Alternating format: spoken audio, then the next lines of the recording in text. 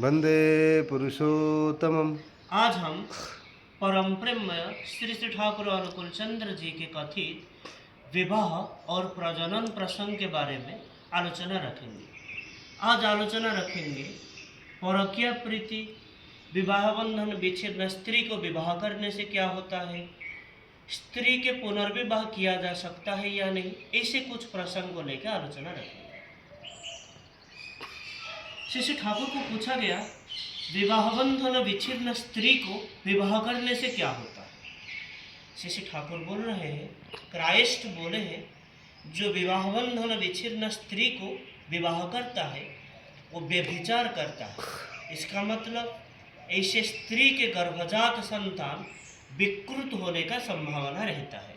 इसीलिए ये विवाह दोष के होता है, क्योंकि उसके दिमाग में, उसके मस्तिष्क में उसके पूर्व स्वामी के छाप रहता है। फिर बाद में उसको जो विवाह करता है उसका भी क्षति होता है, क्योंकि स्त्री के शरीर और मन भी अशुद्ध रहता है और उसको विवाह करने से संसर्ग दोष से पुरुष भी कुछ हद तक अशुद्ध हो जाता है। फिर श्री ठाकुर को पूछा गया, एक घटना आलोचना प्रसंग 15वीं खंड से लिया गया था। फिर श्री ठाकुर को पूछा गया, स्त्री के बहुविवाह में क्या दोष होता है। श्री ठाकुर उत्तर देते हैं, उससे सुप्रजनन के दिशा देके अच्छा नहीं होता है। स्त्री अगर कंसेंट्रिक या सुकेंद्रिक नहीं होती है तब उसकी सिक्रेशन या क्षरण ठीक तरह से नहीं होता है।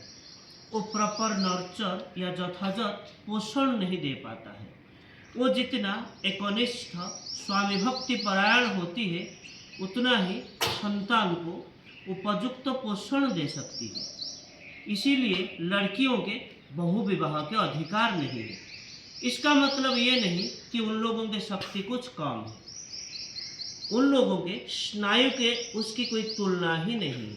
उनके प्रत्येक टिकोस, हर एक टिकोस कितने परिमाण में सहनशील, उस दिशा से पुरुष लोगों के साथ उनके तुलना ही नहीं है।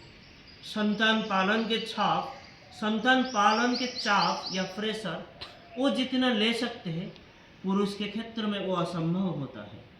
उनके बहुविवाह ये जो निषिद्ध है वो लॉ ऑफ नेचर या प्रकृति के विधि अनुसार।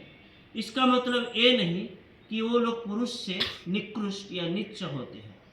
सुप्रजनन की दिशा देके द्रौपदी के पंचस्वामी रहने की फल वो भी अच्छा नहीं हुआ है।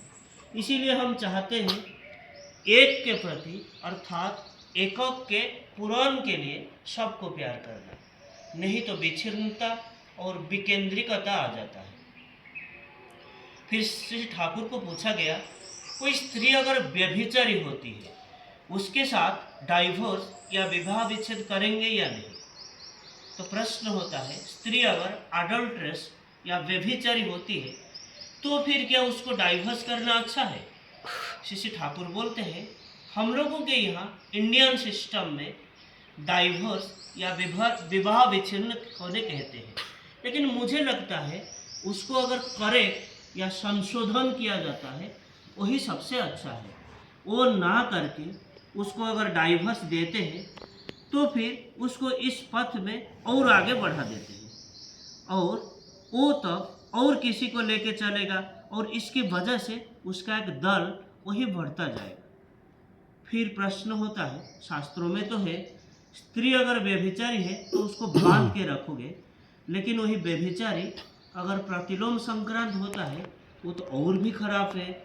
श्री ठाकुर बोलते हैं, हाँ वो तो खूब ही खराब है और उससे कितना या किस तरह के कांड होता है वो तुम नहीं जानते। अस्तित्व टूट जाने वाली बात है।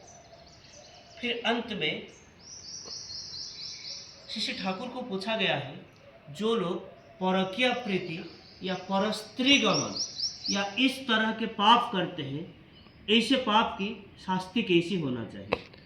श्री ठाकुर बोलते हैं, परस्त्री गमन या इस तरह के या इस जातीय पाप जो लोग करते हैं उन लोगों को ऑपरेशन कर देना ही अच्छा है। तो प्रश्न आता है, अगर ऑपरेशन कर देते हैं तो क्या परस्त्री गमन बंद हो जाता है।